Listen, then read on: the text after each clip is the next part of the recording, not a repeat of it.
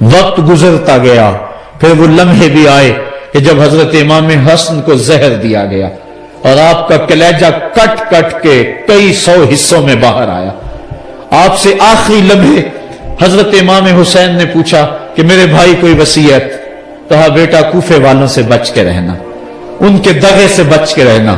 لمحے بیت گئے، 60 ہجری کو یزید تخت نشین ہوا، تخت نشین ہو گیا تھا، لیکن اس نے یہ چاہا کہ حضرت امام حسین رضی اللہ تعالی عنہ میرے لیے بیعت کر لیں، اور اس نے مدینے کے گورنر ولید بن عقبہ کو خط لکھا، اور خط کا مضمون یہ تھا کہ امام حسین کو بلاؤ اور میرے لیے بیعت لو، اور اگر وہ بیعت نہیں دیتے تو اس خط کے جواب کے ساتھ ان کا سر بھیج دو۔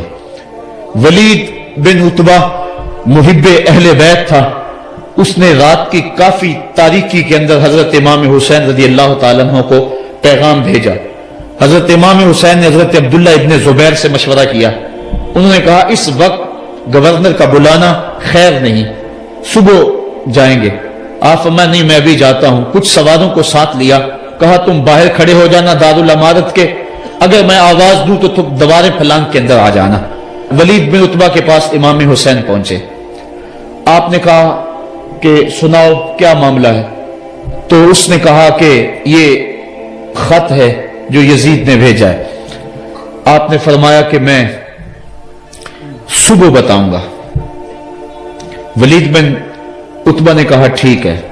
امام حسین پلٹنے لگے تو مروان بن حکم جو پاس بیٹھا ہوا تھا گورنر کے، کہنے لگا یہ چلے گئے تو دوبارہ ہاتھ نہیں آئیں گے، اب موقع ہے، اب ان کو پکڑ لو اور ان سے زبردستی بیعت لے لو۔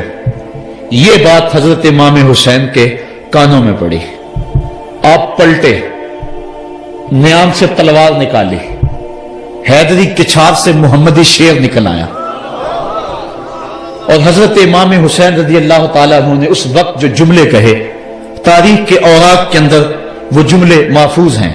حضرت امام حسین نے کہا ایھا الامیر، اے امیر تو جانتا نہیں ہم کون ہیں؟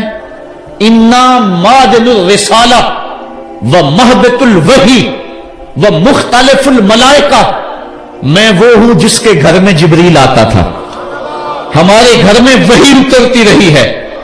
وَيَزِيدُ بْنُ الْمُعَاوِيَةِ رَجُلٌ فَاسِقٌ فَاجِرٌ قَاتِلُ النَّفْسِ مُعْلِنٌ بِالْفِسْقِ شَارِبُ الْخَمْرِ وَمِثْلُنَا لَا يُبَايِعُ، کہا اور یزید شرابی ہے، یزید مسلمانوں کا قاتل ہے، یزید فاسق مولن ہے، اے امیر میرے جیسا شخص چھپ کر بیعت نہیں کر سکتا۔ اللہ اکبر۔ حضرت امام حسین نے جب یہ بات کہی، جو باہر لوگ کھڑے تھے وہ بھی چاقو چوبند ہو گئے۔ اس نے کہا حضور آپ جائیے۔ مروان مشورے دیتا رہا، لیکن حضرت امام حسین کو گورنر مدینہ نے کہا کہ آپ جائیے۔ حضرت امام حسین رضی اللہ تعالیٰ عنہ واپس پلٹے۔ حضرت امام حسین کی ہمشیرہ سیدہ زینب انتظار کر رہی تھی بھائی کا۔ پوچھا کیا ماجرا ہے؟ کہا حالات بگڑ گئے، اب ہمارا مدینے میں رہنا محال ہے، صبح سحری سے قبل شہر مدینہ چھوڑ دیں۔ اللہ اکبر، ورنہ ہمارے خون سے نبی کا حرم لالا زار بنے گا۔ حضرت امام حمام رضی اللہ تعالیٰ عنہ نے اہل بیت کی مشاورت سے یہ فیصلہ کر لیا۔ کجاوے کسے جانے لگے، سامان تیار ہو گیا۔ حضرت محمد بن حنفیہ کو کہا کہ تم یہاں رہو اور تم خبر پہنچانا کہ پیچھے کیا ماجرے ہوتے ہیں، اور مکے کی طرف میں سفر کر رہا ہوں۔ کہانی لمبی ہو رہی ہے اور وقت کے دامن میں اتنی گنجائش نہیں ہے کہ پھر کس طرح شہر مدینہ چھوڑا ہوگا۔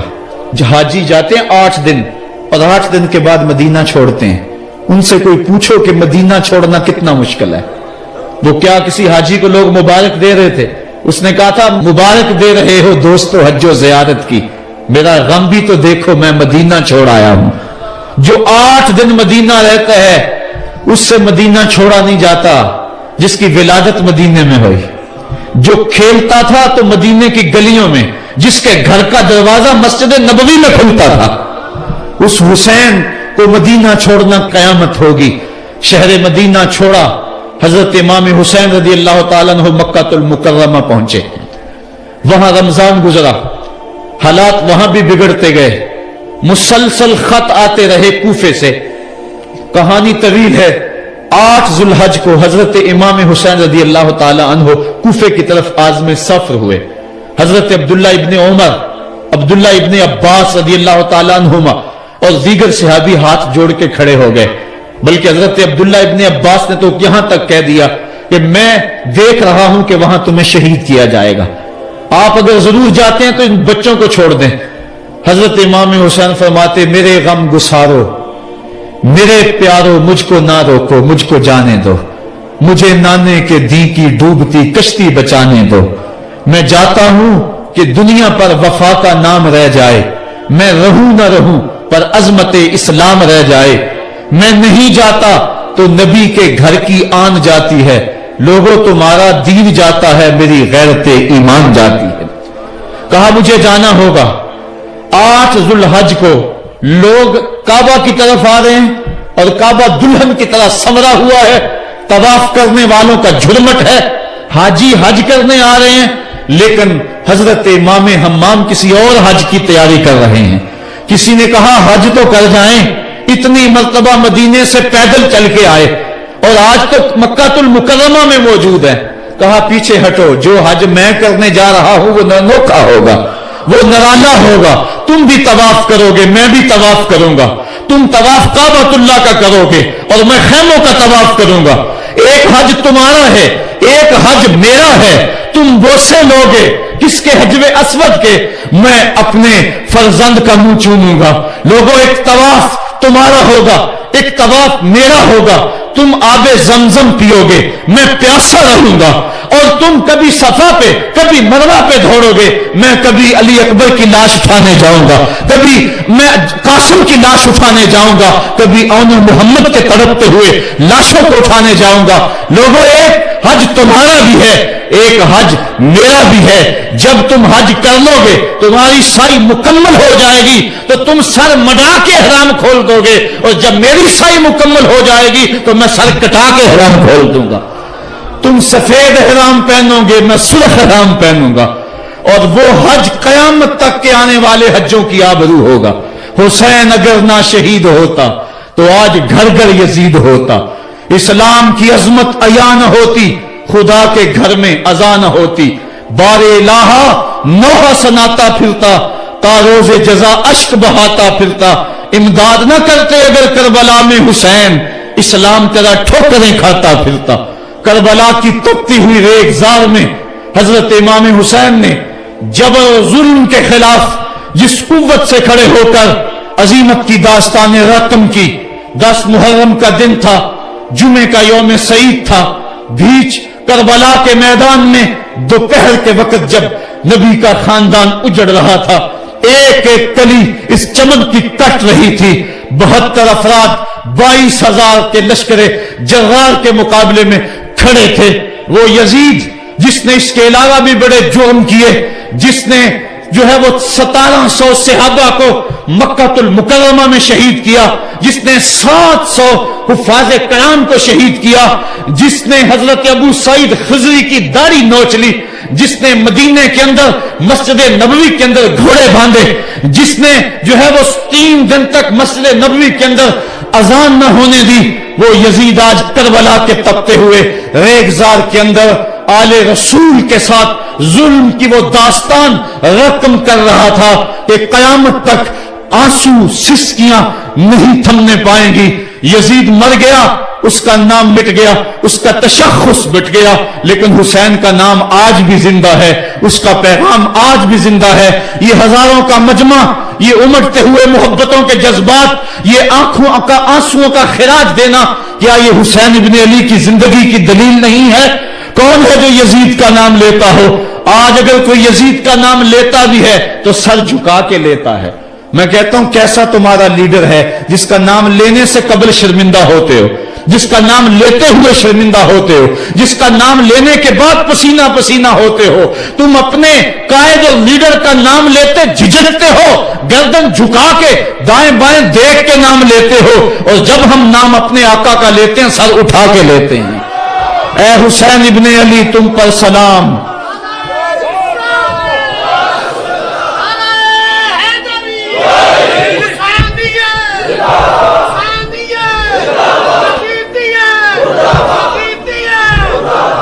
صاحبو کربلا کا تپتا ہوا منظر ہے. اتنے دکھ آ گئے. حضرت سری سختی رضی اللہ تعالیٰ عنہ فرماتے ہیں کہ اللہ تعالیٰ نے جب کائنات کو بنایا, انسانوں کو تخلیق کیا, تو انسانوں کو پوچھا بتاؤ تم میرے ہوگے؟ سب نے کہا مالک ہم تیرے ہیں. لیکن جب دنیا کو پیدا کیا تو 9 حصے دنیا کی طرف ہو گئے, 1 حصہ اللہ کی طرف رہ گیا. پھر جب عقبہ کو پیدا کیا جو 10واں حصہ تھا, اس میں 9 حصے پھر آخرت کی طرف ہو گئے, جنت دوزخ کے لالچ میں ہو گئے. اور 1 حصہ صرف کہنے لگا نہ ہم جنت کو دیکھتے ہیں نہ دوزخ کو دیکھتے ہیں, مالک ہم تو تجھے دیکھتے ہیں. پھر جب اللہ تعالیٰ نے بلاؤں کو پیدا کیا, آزمائش اور امتحانوں کو پیدا کیا, تو 10ویں حصے کے اس 10ویں حصے میں پھر 9 حصے جو ہے وہ پیچھے ہٹ گئے. 1 حصہ ایسا تھا جس نے گردن جھکا کے کہا زمین و آسمان کی بلائیں بنا کے ہمارے گلے کا توق بنا دے, تیرے راستے سے نہیں ہٹیں گے. کربلا کے تپتے ہوئے ریگزار میں وہ منظر رقم ہونے والا ہے. ایک قربانی منا میں ہوئی تھی, غریب و سادہ اور رنگی ہے داستان حرم, نہایت اس کی حسین اور ابتدا ہے اسماعیل. وہاں دمبا آ گیا, آگے 100 اونٹ آ گئے, اور آج اللہ اکبر حضرت امام حسین کربلا کے تپتے ہوئے ریگزار میں 22,000 کے لشکر کے سامنے کھڑے ہیں. کہا لوگو میرا حق پہچانو, میرے خون سے اپنے ہاتھ نہ رنگو, مجھے پہچانتے ہو کہ میں کون ہوں؟ کہا لوگو جلدی نہ کرو, میرے حق کو پہچانو. اس وقت روئے زمین پر کسی نبی کی بیٹی کا بیٹا موجود نہیں ہے. لوگو میرے راستے سے ہٹ جاؤ اور میرے خون سے اپنے آپ کو ابدی بدبختیوں کا شکار نہ کرنا. بلکہ آپ نے نام لے لے کے فرمایا کہ اے زید بن حارث, اے ابن دبی, اے ابن جبیر, اے فلاں فلاں, نام لے کر کہا تم نے خود ہی خط لکھے تھے. انہوں نے کہا ہم خط نہیں لکھے. آپ نے وہ چمڑے کا تھیلا تھا اس کو الٹ دیا, کہا یہ تمہارے خط ہیں اور آج تم مکر گئے ہو. انہوں نے کہا کہ سیدھی بات ہے, یا تو بیعت کرو اور یا پھر مرنے کے لیے تیار ہو جاؤ. حضرت امام حسین نے کہا کیسی بات کرتے ہو, اگر میں نے بیعت کرنی ہوتی تو مدینہ کیوں چھوڑتا, اس جائے پناہ کو کیوں چھوڑتا. دولت کی تجوریاں کھول دی گئیں, پیشکشیں کی گئیں. حضرت امام حسین فرمایا یہ کبھی نہیں ہو سکتا, جس سے صرف حق ہی قبول ہو, یہی جس کا اصل اصول ہو. جو نہ بک سکے جو نہ جھک سکے اسے کربلائیں ہی راس ہیں. پھر جبر کی آندھی چلی, ایک ایک کر کے جانثار راہ خدا میں قربان ہوتا گیا. پھر خاندان نبوت کی باری آئی. حضرت علی اکبر حضرت امام حسین کے جوان سال بیٹے راہ خدا میں جان پیش کرتے ہیں. بھتیجے قاسم رضی اللہ تعالیٰ عنہ جان قربان کرتے ہیں. حضرت عباس کے قلم ہوتے ہیں بازو, جو خود جا سکتے تھے وہ خود قربانی پیش کرتے ہیں. اور صاحبو اب یارہ نہیں, جو خود جا نہیں سکتے تھے آپ خود ہاتھوں پہ اٹھا کے فرات کے کنارے پہ لے جاتے ہیں. کہا جو آ سکتے تھے وہ تو قدموں پہ چل کے آ گئے, اور جو قدموں پہ نہیں چل سکتے تھے میں انہیں اٹھا کے لے آیا ہوں. پھر ایک 2 شاخہ تیر ہلکے اصغر میں پیوست ہوتا ہے, خون چلو میں دے کر آسمان کی طرف اچھالتے ہیں, اور پھر اللہ کی بارگاہ میں عرض کرتے ہیں ربنا تقبل منا ھذا القربان, میرے مالک حسین کی یہ قربانی بھی قبول فرما لے. یہ کام آسان نہیں ہے, جگر پارا ہاتھوں میں تڑپ کے ٹھنڈا ہو جائے اور پھر بھی صبر کا مظاہرہ کیا جائے اور اللہ کی رضا پہ راضی ہو جائے. اب حضرت امام حسین رضی اللہ تعالیٰ عنہ تنہا رہ گئے, ایک ایک کو رخصت کر رہے تھے شہادت کا دولہا بنا کر, لیکن اب امام حسین کو رخصت کرنے والا کوئی موجود نہیں ہے. آپ گھوڑے پہ سوار ہوئے, میدان کربلا کی طرف ایڑ لگائی. خیمے کے اندر جو خواتین تھی وہ جانتی تھی جو اس راستے گیا پھر پلٹ کے نہیں آیا. اس کی لاش حضرت امام اپنے کندھوں پہ اٹھا کے لائے ہیں. اب اس حسین ابن علی کی لاش کون اٹھائے گا؟ کہا سب نے کہ حسین نہ جائیو, کہا میں نانے کے دین کے لیے جا رہا ہوں. میدان عمل میں گئے, تیغ براں چمکی, لوگوں کے سر کاٹ رہی ہے، آواز آ رہی ہے یہ کون ذی وقار ہے، بلا کا شاہ سوار ہے، لباس ہے پھٹا ہوا، غبار سے اٹا ہوا، لخت لخت کٹا ہوا، پھر بھی ہے ڈٹا ہوا، تمام جسم نازنی چھدا ہوا کٹا ہوا، پھر بھی ہے ڈٹا ہوا، یہ نبی کا نور عین ہے، یہ بال یقین حسین ہے۔ حسین ابن علی نے کربلا کے تپتے ہوئے ریگزار کے اندر وہ عظیمت کی داستان رقم کی اور پھر بوچھاڑ تیروں کی، ایک تنہا سید زادہ اور ہزاروں تیر چاروں سمت سے ان کے اوپر برسنے لگے، کسی نے نیزہ مارا، کسی نے تیر مارا۔ جب حضرت امام حسین گھوڑے کی زین سے نیچے اترے تو اس وقت آپ کے بدن پر 33 زخم تلواروں کے تھے، 34 نیزے کے انیں آپ کے جسم کے اندر کھبی ہوئی تھی، اور محتاط روایات کے مطابق جب بعد میں آپ کا پیراہن اتارا گیا تو اس کے اندر 113 سوراخ تیروں کے نکلے، اور وہ تیر جسم میں پیوست